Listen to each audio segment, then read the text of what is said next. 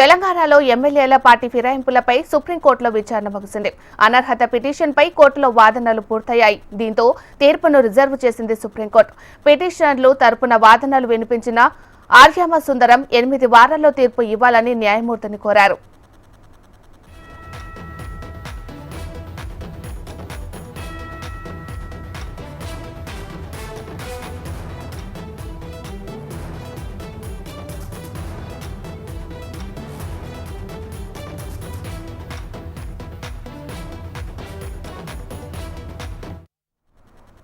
తెలంగాణలో ఎమ్మెల్యేల పార్టీ ఫిరాయింపులపై సుప్రీంకోర్టులో విచారణ ముగిసింది.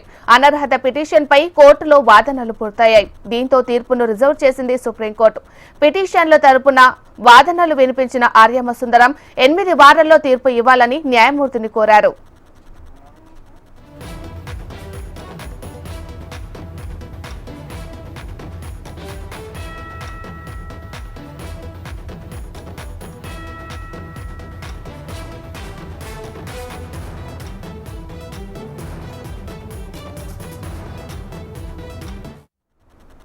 తెలంగాణలో ఎమ్మెల్యేల పార్టీ ఫిరాయింపులపై సుప్రీంకోర్టులో విచారణ ముగిసింది. అనర్హత పిటిషన్పై కోర్టులో వాదనలు పూర్తయ్యాయి. దీంతో తీర్పును రిజర్వ్ చేసింది సుప్రీంకోర్టు. పిటిషన్లో తరపున వాదనలు వినిపించిన ఆర్యామ సుందరం 8 వారాల్లో తీర్పు ఇవ్వాలని న్యాయమూర్తిని కోరారు.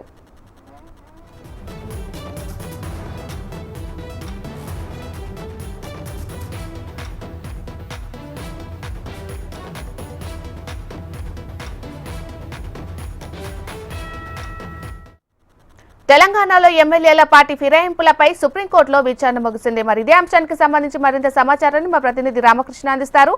రామకృష్ణ,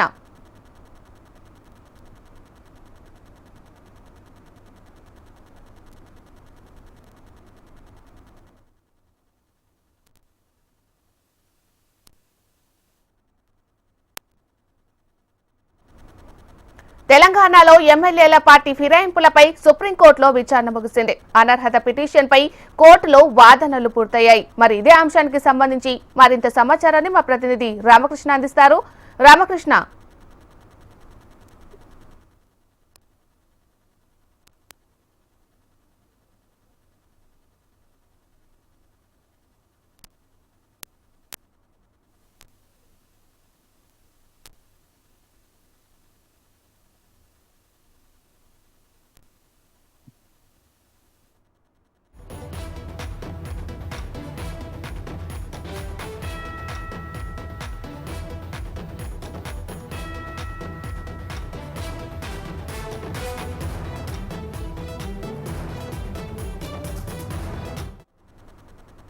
తెలంగాణలో ఎమ్మెల్యేల పార్టీ ఫిరాయింపులపై సుప్రీంకోర్టులో విచారణ ముగిసింది. అనర్హత పిటిషన్పై కోర్టులో వాదనలు పూర్తయ్యాయి.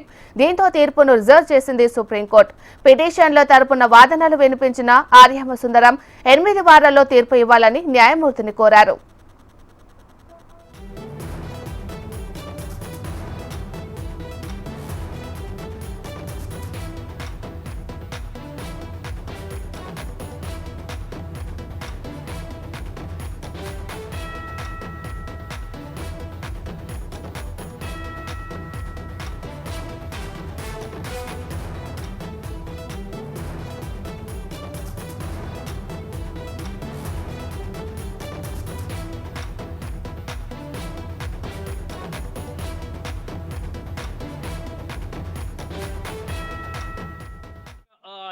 జంప్ అంటే బీఆర్ఎస్ నుంచి కాంగ్రెస్ లోకి జంప్ చేసిన ఎమ్మెల్యేలకి కొంత ఊరట లభించిందని చెప్పాలి. ఎందుకంటే ఇక బీఆర్ఎస్ పార్టీలో ఉంటూ పార్టీకి సంబంధించినటువంటి కీలక అంటే ఒక దీన్ని పార్టీ వైలేషన్స్ ని కోడ్ ఆఫ్ కాండక్ట్ ని వైలేట్ చేసి ఇక కాంగ్రెస్ లకి జంప్ చేసినటువంటి 10 మంది ఎమ్మెల్యేలపై విషయంపై సుప్రీంకోర్టులో ఇక గట్టిగా వాదోపవాదనలు జరిగాయి. మరి ఈ రోజు జస్టిస్ బిఆర్ గవాయికి సంబంధించిన ధర్మాసనం దీనిపై చర్యలు తీసుకుంది. దీనిపై ఒక తీర్పుని రిజర్వ్ చేసింది. మరి ఈ తీర్పుకి సంబంధించి తీర్పు కూడా 8 వారాల్లో రావాలి అంటూ కూడా ఆర్యం సుందరం కోర్టుని కోరారు. మరి తీర్పు ఎప్పుడు ఇస్తుందో చూడాలి. ఎందుకంటే 2 నెలల పాటు సమయం దొరికింది. వాస్తవంగా కోర్టు ఎలాంటి డిసిషన్ తీసుకుంటుంది, ఎమ్మెల్యేలపై చర్యలు తీసుకుంటుందా, ఎమ్మెల్యేలపై వేటు వేస్తారా అనే ఒక చర్చ అయితే తీవ్రంగా కొనసాగింది. తెలంగాణ రాష్ట్ర రాజకీయాల్లో ఇది ఒక పెద్ద చర్చనీయాంశంగా మారింది. 10 మంది ఎమ్మెల్యేలపై వేటు వేస్తారా, వేటు వేస్తే పరిస్థితి ఏంటి, ఉప ఎన్నికలు వస్తాయా, ఒక తీవ్ర రాష్ట్ర వ్యాప్తంగా నెలకొంది. మరి ఈ ఉత్కంఠకి తెరదీస్తూ కూడా ఇక ఈ రోజు సుప్రీంకోర్టు దీనిపై చర్యలు తీసుకునే సమయం ఆసన్నమైంది. 8 వారాలలో చర్యలు తీసుకోవాలని చెప్పేసి ఆర్యం సుందరం కోరినప్పటికీ కూడా ఈ లోపు ఎప్పుడైనా సరే సుప్రీంకోర్టు జడ్జిమెంట్ వచ్చే అవకాశం అయితే ఉంది. అయితే ఇక ఉద్దేశపూర్వకంగానే ఈ 10 మంది ఎమ్మెల్యేలు కాంగ్రెస్ పార్టీకి ప్రయోజనం చేకూర్చేలా ఇక కాంగ్రెస్ పార్టీలో జాయిన్ అయ్యారని చెప్పేసి బీఆర్ఎస్ పార్టీ నుంచి ఇటు కేటీఆర్ అలాగే కౌశిక్ రెడ్డి కూడా సర్వోన్నత న్యాయస్థానాన్ని ఆశ్రయించారు. గత కొద్ది కాలం నుంచి ఈ సర్వోన్నత న్యాయస్థానంలో ఈ కేసుకు సంబంధించి వాదోపవాదాలను వింటున్నారు. స్పీకర్ తరపున న్యాయవాది అలాగే అసెంబ్లీ తరపున న్యాయవాదులు కూడా వాదనలు వినిపించారు. అలాగే కేటీఆర్ న్యాయవాదులు, కౌశిక్ రెడ్డి న్యాయవాదులు కూడా తమ వాదనలు వినిపించారు. ఇటైతే ఇరువైపుల వాదనలు విన్నారు. మరి జంప్ చేసిన ఎమ్మెల్యేలపై వాళ్ళపై చర్యలు తీసుకోవాలి కంపల్సరీగా అని చెప్పేసి స్ట్రాంగ్ గా వాదనలు వినిపించారు. ఇక కేటీఆర్ తరపున, కౌశిక్ రెడ్డి తరపున న్యాయవాదులు. మరి దీనిపై ఈ రోజు తీర్పు రిజర్వ్ అయింది. 8 వారాల్లో నిర్ణయం తీసుకోవాలి అంటూ ఆర్యం సుందరం సర్వోన్నత న్యాయస్థానాన్ని అభ్యర్థించారు. మరి ఈ నేపథ్యంలో ఎలాంటి డెసిషన్ వస్తుందో అనేది కూడా అందరికీ ఉత్కంఠగా ఉంది. అయితే ప్రస్తుతానికైతే మాత్రం 8 వారాల సమయం అయితే వాళ్ళకి దక్కిందని చెప్పాలి. అయితే 8 వారాల్లో డెసిషన్ రాబోతుంది. మరి స్పీకర్, ఇక్కడ 2 అంశాలు మనం గుర్తుపెట్టుకోవాలి.